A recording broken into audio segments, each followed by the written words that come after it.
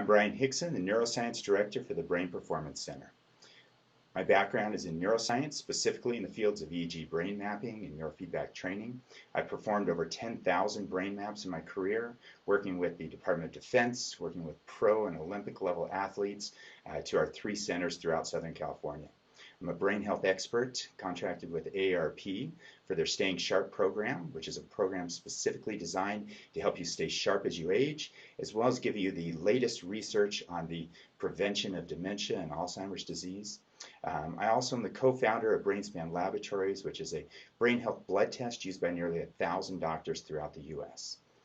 So we have 3 centers throughout the Southern California, one at Oaks Christian School in Westlake Village, another one in Calabasas at Calabasas Pediatrics, and then as well as Engage Therapy in Westlake Village as well.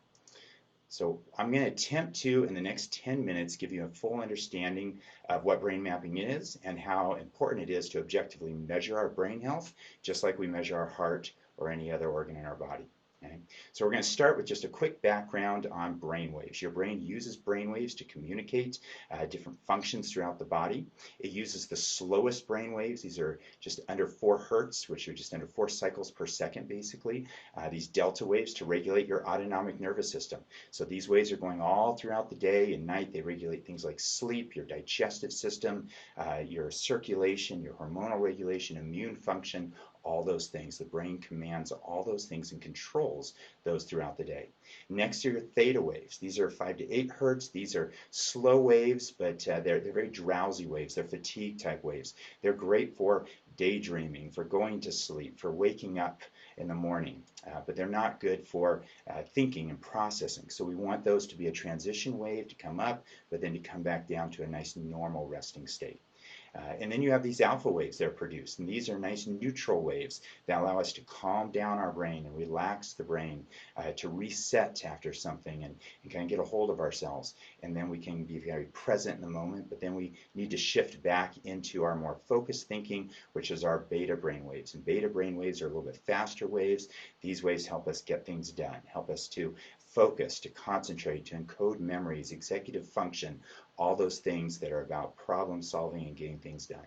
And then we have our high beta waves. High beta is typically more for, when there's a threat to us or when we're in our fight or flight type states, when there's urgency in a matter.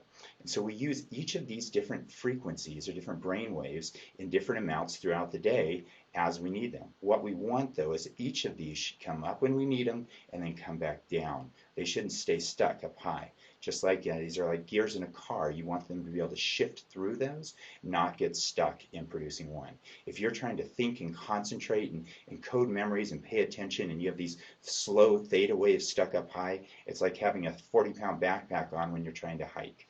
If you're trying to go to sleep at night and your beta waves or high beta waves are processing way too high, then you can't sleep. Your thoughts are just going so fast that you can't fall asleep. You can't shut down the brain to be able to, again, relax and go into those deep sleep cycles. So we want all these to increase in what's called amplitude and then come back down. This is very much like a resting heart rate. Okay? And what we're going to see is that EEG to the brain is very much like what an EKG is to the heart. We know when we measure heart health that we should have this nice resting state. It's going to increase, your heart rate's going to increase as you run or stress your heart, but it should return back to that resting state. That's the same thing we're looking at with the brain. The brain's electrical activity, those neurons fire as you think faster, as you have urgency, as you have acute anxiety, you need to get something done, but then it should return back to a resting state. When acute anxiety turns into chronic, and those brainwaves start firing all the time and they don't come back to that resting state, that becomes a problem. And that causes it's the basis of a lot of anxiety disorders. And then again, if that resting state of the brain's electrical activity becomes too low, it can cause problems too. Everything from attention disorders to memory encoding to just general slower processing, brain fog. And then we need to look at how the sleep's regulating as well. So again, what we do with an EEG is we measure the resting state of the electrical activity of the brain, very similar, like I said, to the resting state of the heart. We want it to be in this nice normal range.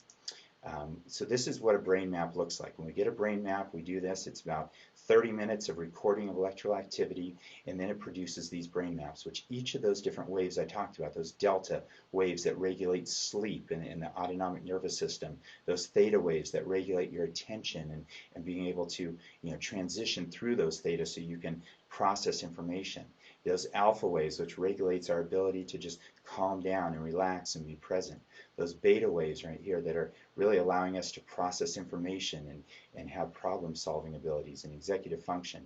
And then our high beta waves, which are fight or flight waves, we don't want those to be stuck too high. We want those to be at a normal level. So when we look at a brain map, again, if we get delta waves that are stuck way too high, that means your brain, those waves that control your autonomic nervous system, is in a hypervigilant state. That can cause a lot of problems throughout the brain. That can cause problems with inflammation, where your brain can overreact to simple foods like gluten or lactose or different foods that cause the brain. Again, the brain overreacts with inflammation, and that's the symptoms we feel. It can cause things like insomnia, where it's difficult to fall asleep or to stay asleep. The sleep cycles can be off from it. Immune system dysfunction. Things get into the system and affects those delta waves, and then it dysregulates the immune system. That immune system has to be able to heal with proper activity in the delta waves and proper sleep cycles, and things can linger for a long time if you're not really healing that immune system and maintaining it in the proper resting state.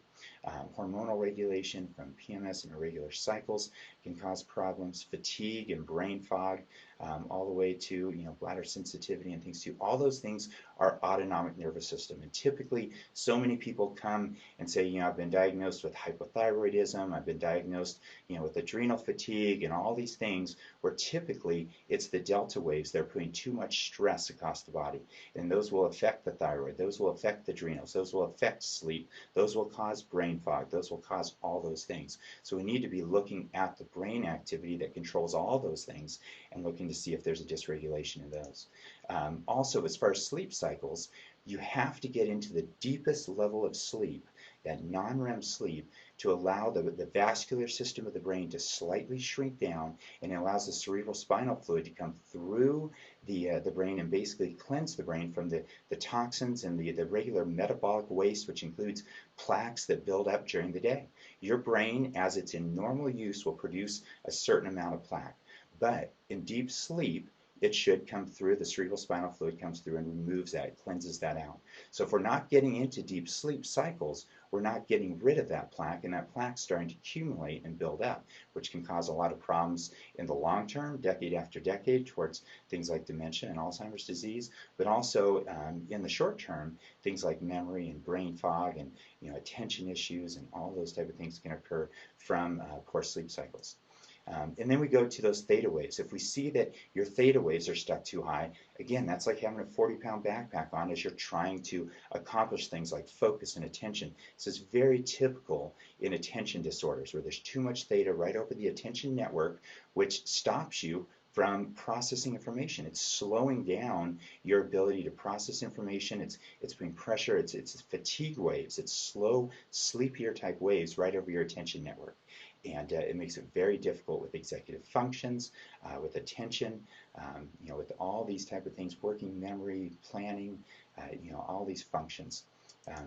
And then we have alpha waves. So alpha waves are great to bring up when we're meditating or we're being very present in the moment, we're relaxing for a little bit, then they should go back down and we should progress into problem solving and getting things done. We wouldn't get much done if we were in this meditative state all day long. And that's what happens when the brain comes up into that alpha and stays stuck up there. It stays stuck in a neutral state. And when you're in that neutral state, everything seems overwhelming. It can cause depression, overwhelming anxiety, lower motivation.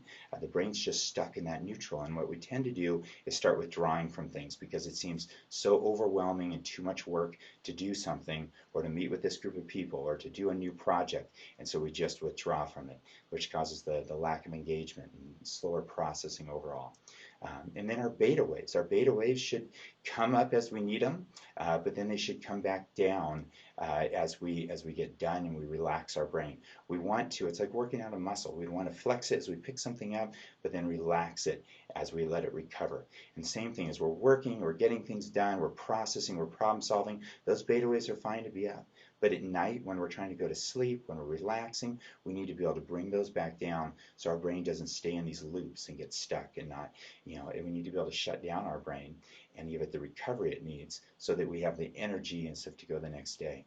So it can cause things like anxiety, it can cause obsessive thinking loops and compulsive tendencies, all the way to addictive behavior, excess worry, and then it can cause physical things like migraines and headaches, teeth grinding, where those temporal lobes are just putting so much pressure across the jaw all night long and constricting those muscles, and it can cause that teeth grinding and TMJ and jaw clenching, things like that.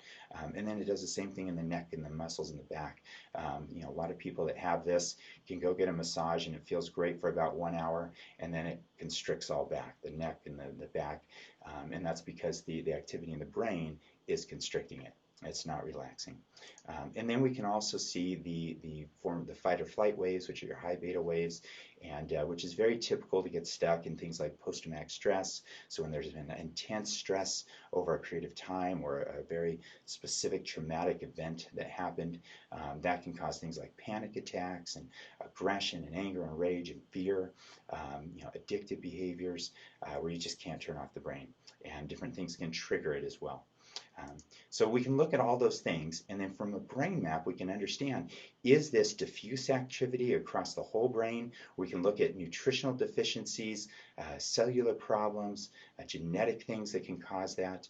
We look at things like magnesium deficiency. If it's high activity across the whole brain, magnesium regulates the flow of calcium, and calcium fuels a lot of that activity across there. So magnesium sits on the outside of that calcium ion channel and basically regulates the flow of calcium into there, so we can control the fuel source that's causing a lot of anxiety sometimes with magnesium. We can look at neuroinflammation and look at the balance of omega-3s to 6 within the membrane of the cells.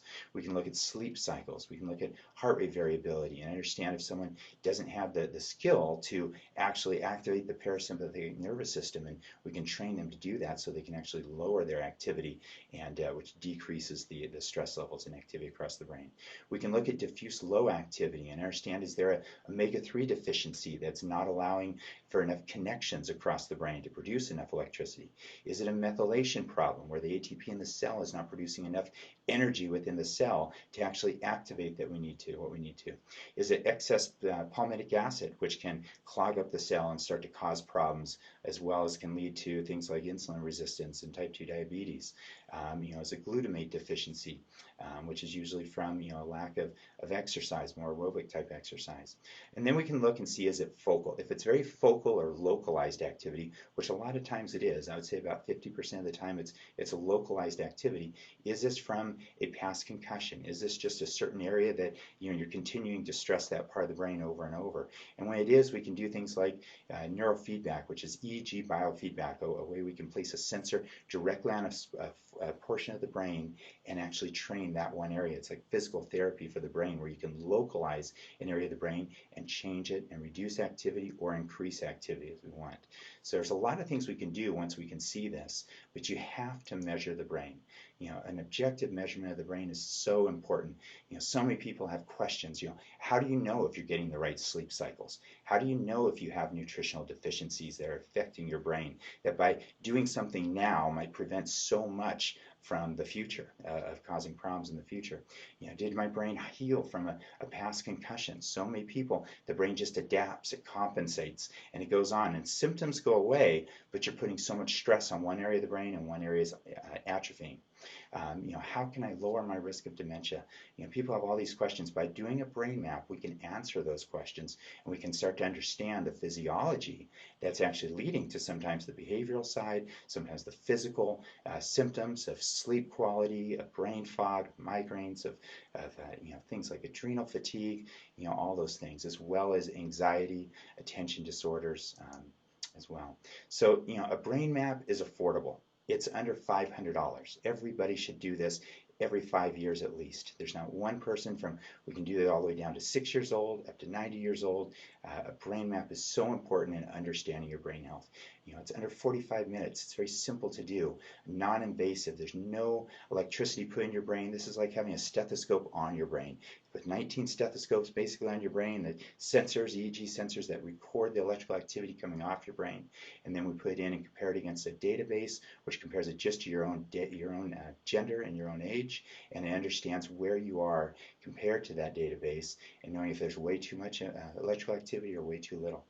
It's very actionable too. We create a plan that can help you change it. We can do a remap afterwards and understand and objectively measure those changes by the plan that we give you based on this. So again, 90 to 95% of people can improve their brain health, but you have to measure it to be able to see the specific deficiencies so we can address those and change those, and then a lot of behavior changes as well.